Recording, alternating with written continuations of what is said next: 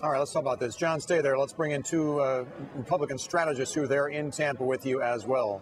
Yep, Justin Sayfie is the Florida co-chair for Mitt Romney's presidential campaign, and Ford O'Connell is former advisor to the McCain-Palin presidential campaign. Gentlemen, good to see you. John, I assume one of the key issues here is, or one of the key achievements Mr. Romney would like to achieve here, Governor Romney, is to move those undecided voters over to his side. Is he going to be able to achieve that? Well, he's got two things to do. One is to continue consolidating and motivating his base to vote, because this is an election where turnout's going to be important.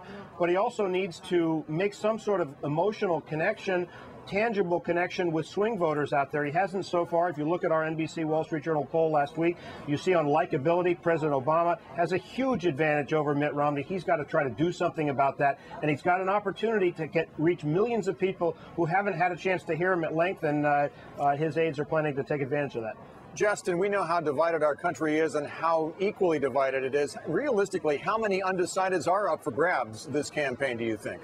Well, look, we're here in the state of Florida, and there are a number of undecideds in Florida. 20% of registered voters in Florida don't affiliate with either party. And we know that in the last two election cycles, both in 2008 and in 2010, the independent voters, those undecided voters, are the ones that swung the election for President Obama in 2008, and they swung the election to allow Republicans to pick up 7 Senate seats in the Senate and to take 60 seats in the U.S. House. So I think those independent voters are going to be critical, and we're in the swing corridor of the biggest swing state in the country right here in Tampa, Florida. So, Ford, what does he have to say to those folks to convince them that they should be on his side?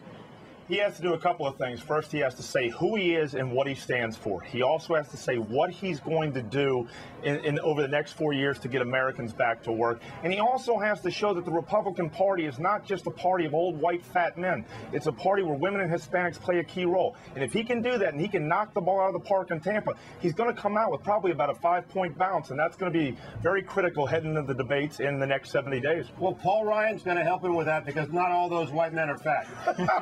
Yes. Justin, none of us want to see Isaac turn into a big story, but there is that rather indelicate possibility that it does, and it diverts attention away from the convention. How do you handle that when the country will be more concerned about the safety of those people along the Gulf Coast than, let's face it, they will be at a convention where there could be a lot of revelry going on?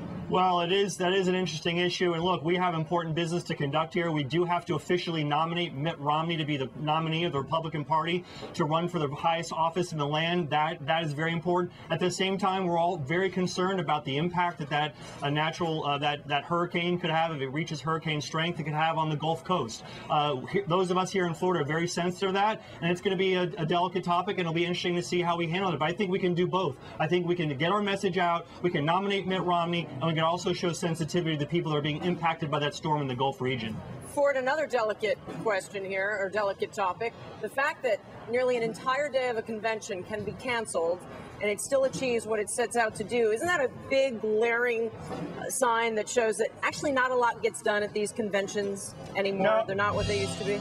There is some dispute there, but I think it's very important in this convention. We have a very ironic thing. Right now, a lot of people see Mitt Romney as the anti-Obama candidate. What's important for Mitt Romney here is to keep a laser-like focus on what it is he is about and how he's going to put America back to work over the next 4 years.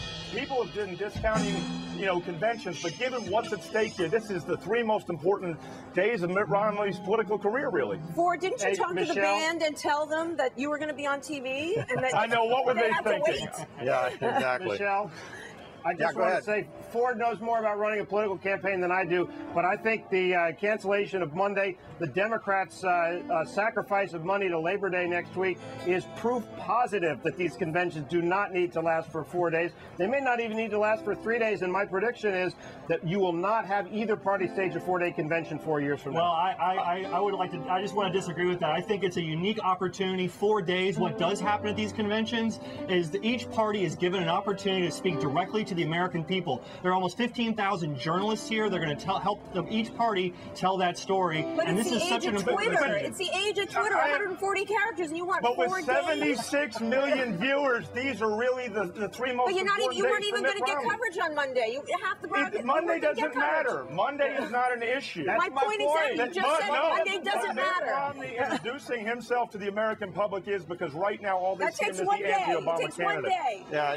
good luck 2 getting days. 76 million viewers, too, by the Don't way. forget the Gentlemen, big thank you. Thanks for joining us, guys. We'll let you get back to work there. John, we'll see you later I as will well be watching tonight. CNBC and Diamond Boy, Crush. if they get 76 million viewers, that'll be something.